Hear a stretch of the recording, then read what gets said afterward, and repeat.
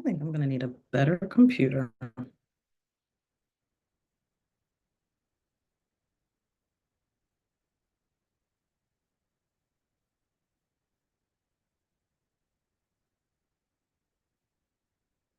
Oh, wow. That is like the glitchiest thing I have ever seen.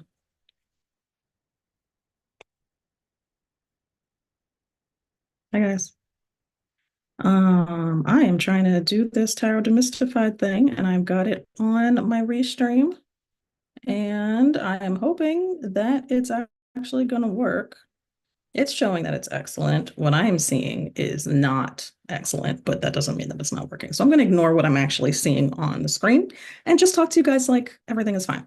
We'll see what actually happens. If anybody wants to pop into the chat and let me know that you can see and hear me, that would be awesome. Um, I know the sound quality is not the best in my office. It's very echoey in here, even though I have all of these soft surfaces. It's just, I guess, the way the room is made. But yeah, I am here to do Tarot Demystified. Today is our second session. Last week, we talked about the very basics of the tarot. So today, we're going to go a little bit more into the actual meat and potatoes. So we're going to talk about the major arcana today. And I'm going to decide which deck I'm going to use right now because I haven't decided yet. Usually I use the ones that have pretty good Rider-Waite type stuff on them because it's like really easy to see the symbolism in those. Some of the other ones don't always have that same symbolism because the art styles will be a little bit different. But you know, it's really your mileage may vary as to what you actually want to use in terms of your oh gosh, my brain. I'm always wondering, like, is the afternoon really the best time for me to be doing these things? Because my brain is like on vacation already, which is a shame, but you know, it is what it is. Yeah, so let me grab a deck. I have all of my decks in a drawer over here. Um, let's see. I think we're gonna do Lunasol today. Lunasol. I used this one last time. So we'll just stay with the consistency. I actually don't have a standard boring Rider-Waite deck. Never got one, never wanted to. I like the more artsy styles anyway. Um, my frame rate is fine, my bit rate is not fine. Just looking at all these things, trying to figure out what is what and how this technology is working. I have not used Restream in forever, so that's part of the issue. But that's okay. That's actually totally okay. We're gonna do what we're gonna do. Okay. So yeah. So we're here with the Lunasol Tarot. We're gonna talk a little bit about the major arcana. For our purposes, I'm going to divide the major arcana into two groups. So we're going to talk about the first half of it today and the second half of it next week. Okay. And the reason that I'm doing that really is because the major arcana is a lot of cards. And I really only want these conversations to be about 20, 25 minutes long. And you know, you don't want to get bogged down in the details. Like we could talk about the major arcana, like it could be an 8-week course to talk about the major arcana, and all of the energies that are encapsulated within it, and what those energies are for and how they help us on our life's path, right? So without further ado, let's go ahead and get started. Those of you who do not remember who I am, I don't know how you couldn't. I've like been like everywhere. But you know, if you're brandy new to me, my name is JasmineCianflone. I am that tarot goddess and the Philly Village Witch. You can find all sorts of information about me and the work that I do in the world at JasmineCianflone.com. Yeah, and I'm also all over social media, not so much on Instagram right now, just because I'm not feeling it, but I am on TikTok. I am on YouTube. I am here on Facebook. I do not do the artist formerly known as Twitter because certain people have basically destroyed it. And I'm not interested in being in that energy. So I'm not going to try to reclaim it. I do go on threads every once in a while, mostly to read. Yeah. So let's go ahead and pop right into this. All right. So very first card of the tarot is the Fool. All right. It's card number one.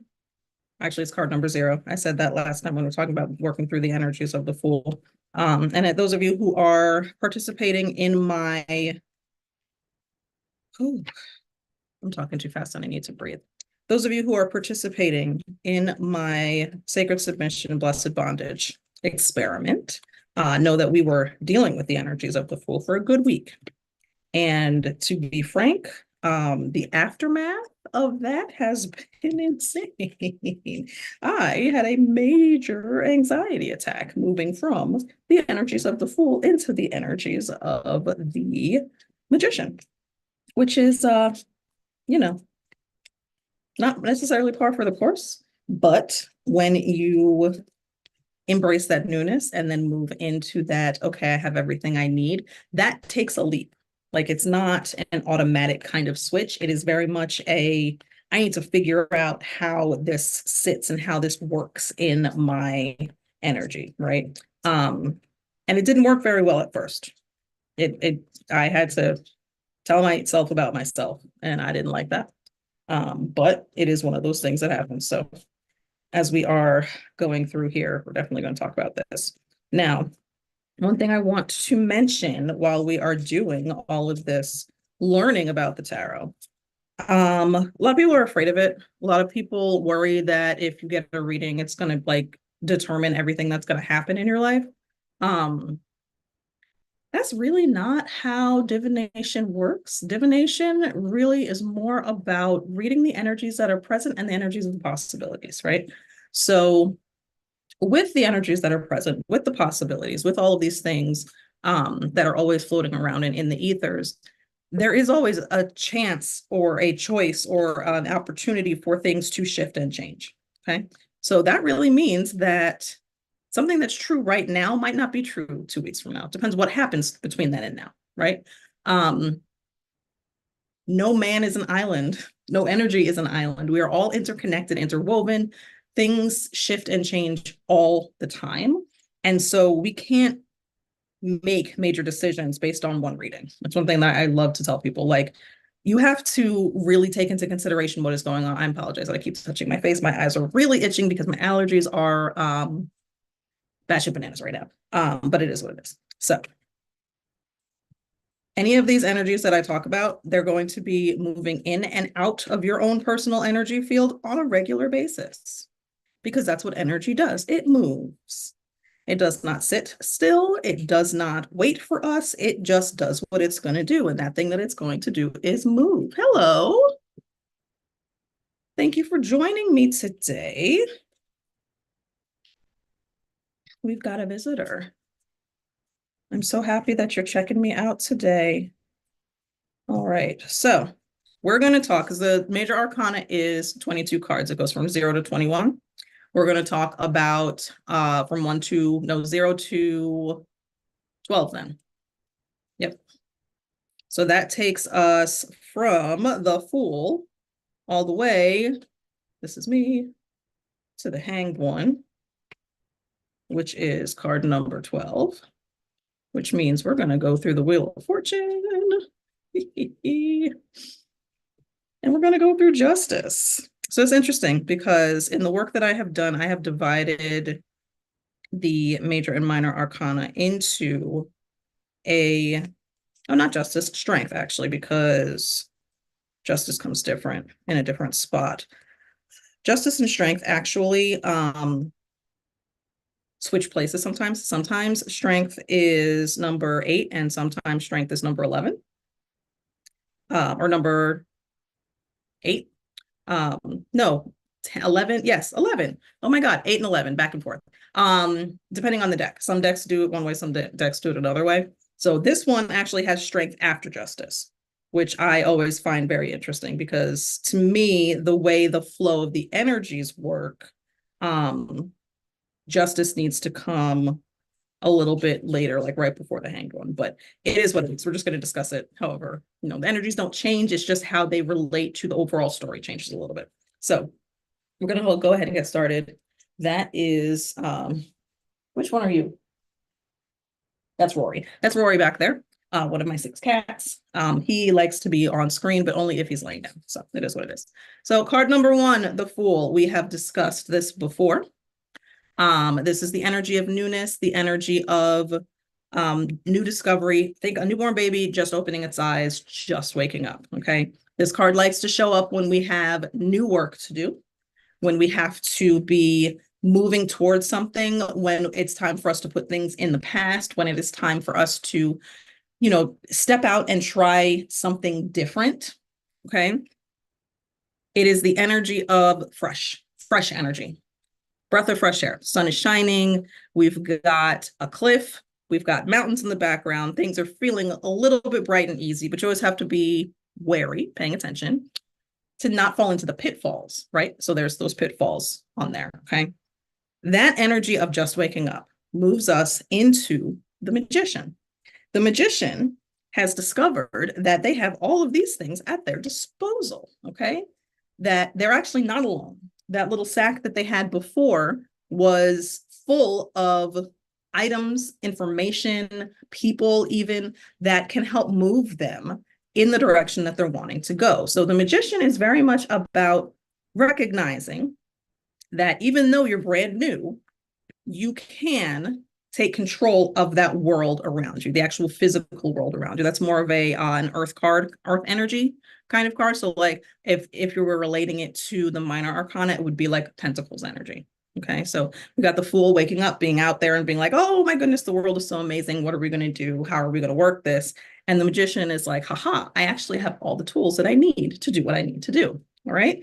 And then we are reminded with card number 2, but the third card, the High Priestess, that in addition to being able to manipulate the energies around us, the physical world with all of those different tools that we've been given, okay, we are reminded that we can also rely on our esoteric knowledge, our intuition, the things that have been hidden from us. They're not as hidden because we just need to tap in and remember that everything that we need is within us. Okay, so we are being prepared both externally and internally. And from there, with those 2 pieces of knowledge, we move on to our ability to create. That is the Empress. Okay, she is fertility, she is abundance, she is that deep knowing that we are safe. There's a place of safety, there's a place of receiving, there's a place of flow with her. And a lot of people actually question, I don't know if anybody's ever questioned it, but it has popped into my mind why we have these 2 quote unquote feminine energies. They're not really feminine, it's just receptive energies that the patriarchy has labeled as feminine, right? Why we have those 2 right next to each other. And in my mind, the way that it works is that the preparation in the physical, the preparation in the spiritual leads us to this place of understanding that we are supported. And that feeling of support needs to come before the energy of the Emperor who comes next, because you have to go within to feel supported and bring that out into your world to feel like you can actually do the things in the world. So you have to have all that preparation first. And that's when the Emperor comes in, once we are feeling that stability and that energy of feeling supported. Okay. Now, when you've gone through that, we start to think about our belief systems.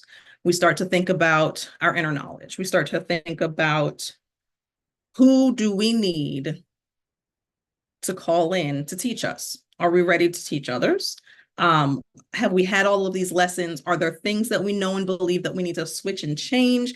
How does our belief system serve to carry us through? Okay. And that's what the Hierophant is all about. That is that energy of what do I know? How do I apply it? Stuff from my past, do I still need it the same way that I used to? Or can I rely on my own understanding here and move forward that way? So this is that piece of knowledge with those tools. I am not happy with the way my camera is showing these cards, and it is what it is. It's so funny. Being a Gemini, I'm just like, oh my God, this communication could be so much better, but it's fine. I will fix it on the back end and we'll figure it out. Okay. So that is like your relationship with parents, your relationship with clergy, if there is anybody, or any of like that spiritual knowledge that you feel like you might need to reevaluate to go beyond what you've already understood. Anything that like doesn't fit well with how you're living, all of those kinds of questions kind of fall into that Hierophant energy, right? So from there, like this is where we start to interact with the world around us. Is the first 5 cards are very much inner exploration and starting to see what we can do to move things around, bossing up and kind of taking control of ourselves. And then once we have that, we start moving into how we interact with the world around us. So the basis is like our belief systems. Then we start going into our relationship with ourselves and others, which is really well represented by the Lovers card. Okay. The Lovers, a lot of people read it strictly as relationship with others, but in my experience, it very much comes up in relationships with ourselves. Okay. So the way that we see ourselves, the way that we are communicating our relationships with ourselves through our relationships with others, the idea that we are a mirror to everyone that we see, and that we can only interact as we are, given, the like returning the energy that we're given. And it's interesting because if you really look deeply into the imagery on this card, there is a very interesting, this one I think is really cool because they show you the lines of how relationships kind of work, like none of these beings are paying attention to each other. And it is to their detriment in some ways, right? So we've got one figure focused on the other figure, and then one figure focused on the divine, and the divine focused somewhere else. And we've got this cyclical kind of thing. And you have to wonder, like, are these two-way energy beams or is this one-way energy beam? What does it look like for my life if I'm focused on somebody else? What does it look like for my life if I'm focused on myself? What does it look like when all of these relationships are moving the way that they should? And what does that mean to move the way that they should, right? So that's just a very interesting thing that I noticed about that. So yeah. So once we move past this focus on our relationship with ourselves and our relationship with the outside world, we go into the Chariot, which is all about moving forward, being able to control oneself enough to understand the totality of how we interact and how we exist in the world, and use that energy to propel ourselves towards what it is that we're working towards. Okay. Now, the thing that we're working towards could be anything. It could be a career thing. It could be a relationship thing. In life, there's really no set idea of what you should be working towards. There's been a lot of new agey kind of talk about what you should be doing, and a lot of new agey stuff has kind of taken us towards the idea that we're supposed to be finding a purpose or all that kind of stuff. I always wonder how deeply in service to capitalism those things are, mainly because it is to capitalism's benefit to have the idea that our purpose is a job or a career, because that is how you get people to feel okay in their spirit about working their whole lives for somebody else. That is a whole tangent that I'm going to talk about, not today though, but yeah. So the Chariot is about your direction, knowing where you're going, knowing what you're doing, being able to kind of corral and capture the energies of that, and use that to help propel yourself forward. If the Chariot shows up like in a reading reversed, and I haven't talked about reversals and stuff yet, but we're going to get there. It's very much well, I haven't moved because I'm not ready necessarily, but the Chariot is very much a readiness. I'm ready to move forward. I'm ready to go this way. I'm ready to do what needs to be done. Now, in a lot of decks, strength comes next, and then that makes perfect sense because once you're ready to move forward, you're paying attention to how you're feeling and controlling those energies, controlling those emotions, making sure that you are going where you need to go and are able to harness what needs harnessing to get you there. Okay. This one has Justice next. And now I'm like totally second guessing why I'm doing this the way that I am, but it's fine. Because honestly, Strength and justice, we're going to do them together. Strength and justice have very interesting correlations, I would say. So justice is like about consequences. It's about the outer consequences of how you've lived so far. And it kind of calls you in to say, with this level of balance, where do I fall? Like where is my part in what has happened to me or what has occurred for this situation so far? Okay. And strength is kind of that same balance thing. And like you can even tell, like in this particular deck, the symbols that they have used for justice, of course, we've got the scales, Libra, all of that balance energy. The symbols that they have used for these, like on the very, very bottom there, it's like that reversal, like the yin yang kind of reversal energy, like six of one, half a dozen of the other, that kind of, it's the same on both sides kind of thing. It's just one is external, justice is external, and strength is more internal, where you are like dealing with your own emotions, usually is where strength falls, is dealing with your emotions. Whereas justice is the rest of the world's take on how you've been acting, if that makes sense. Okay. But yeah, justice is very much a calling in card where you are paying attention to what is coming up for you now as a result of what you've done in the past. Okay. So it's like that time to count the cards, time to ring up the balance, time to do that kind of stuff. Sometimes people think of it as karma. And yeah, it is a heavier energy than some of the energies because it does require reckoning. Okay. It is a reckoning that needs to happen. And that's how that works. So it's very interesting. So now the reason that I like it better when strength comes before justice is because when strength comes before justice, the hermit follows strength.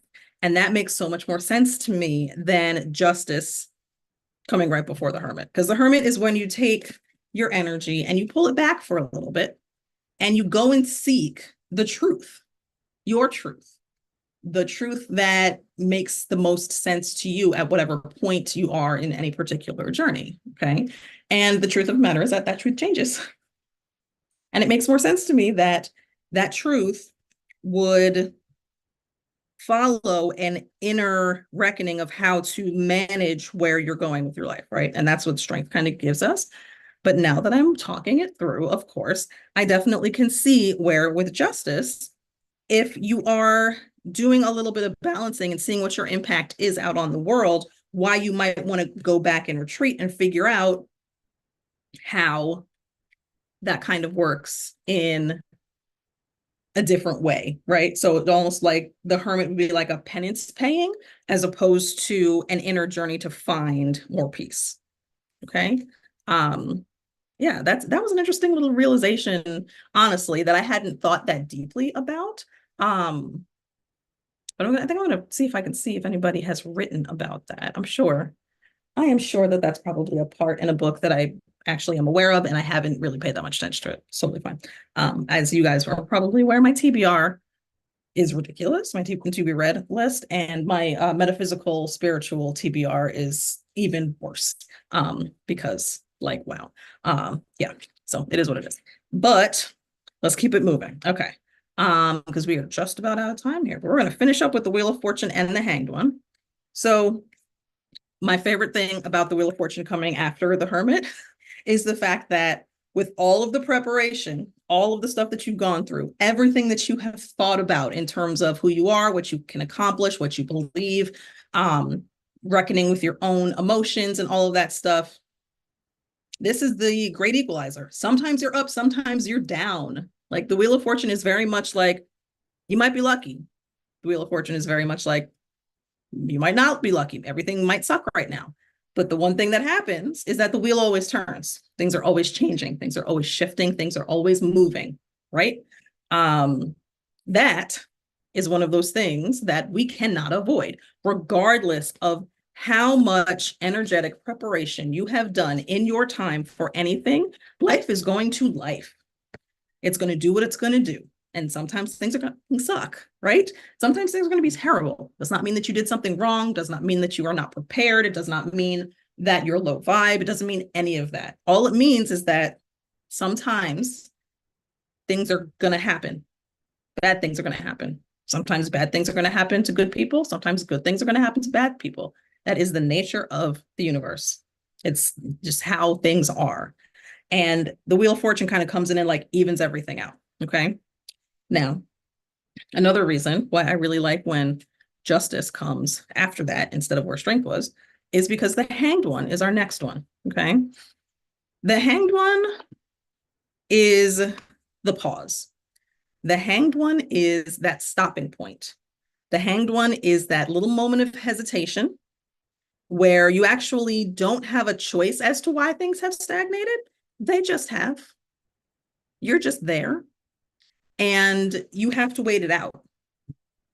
Now, the interesting thing about the Hanged One as an energetic signpost, I would say, is that it is a perspective shifter. Okay. We see the world differently when we are forced to stop. We see the world differently when we don't have a choice but to pause for a moment. Now, the Hanged One always reminds me of the Eight of Swords, similar energy of feeling trapped but not really being trapped. Whenever the Hanged One shows up, you're not really stuck. You're not. It's just a moment to pause. It's the universe is kind of making you sweat for a minute. Kind of calling into question, is the stuff that I'm working for the stuff that I want? Is where I'm going really where I want to go? And all of that kind of introspection energy. Okay. Now, that is the midpoint. That is the spot we get to before we get to the second half of the major arcana, which is, I don't know why this felt like so many more cards. Maybe I miscounted. Oh yeah, I totally did one extra. I did one extra. I did 13 instead of 11. So we're only going to have 8. No, we're going to have 9 left next time. But that's when we get into all of the what I think a lot of people like to think of as the scary cards of the tarot. The Death card, the Tower, which nobody likes, but is such a necessary energy, and the Devil, where everybody's like, oh, but it's not evil. Why does it have a Devil card? I'll tell you guys next time. So I want to thank you for hanging out with me for a little bit this Thursday afternoon for Tarot Demystified. Again, my name is JasmineCianflone. If you guys like what I am doing, please come find me on all of the interwebs. My handles are either at XOJazCianflone or at that tarot goddess, depending on the profile. One of these days I have to just create like a little graphic and like stick it somewhere so everybody can see it. I can't keep track of it. I am almost 43 years old. My brain is doing, mom brain stuff, but I really appreciate you guys joining me. I will be back again next Thursday. We are not doing live tarot this week because I have to work tomorrow, but we will be doing live tarot next week. And that is going to be on Friday at 7 o'clock, just like the old days. If you guys remember back in 2020, 2021, when I was going live and doing free readings. So yeah, I will be doing those again starting next week. And I will see you guys on my Facebook page. Probably going to stream it to YouTube also. Hopefully that will work out. If you guys have any questions for me, hit up my DMs, drop a comment, let me know what you thought of today's little workshop, and I will talk to you guys all next time. I appreciate you. I love you. I really am so glad to be able to be doing this. And I will see you guys again next week. Okay, bye. And of course, now I don't remember how to end all of this. Hold on. All right, that's why.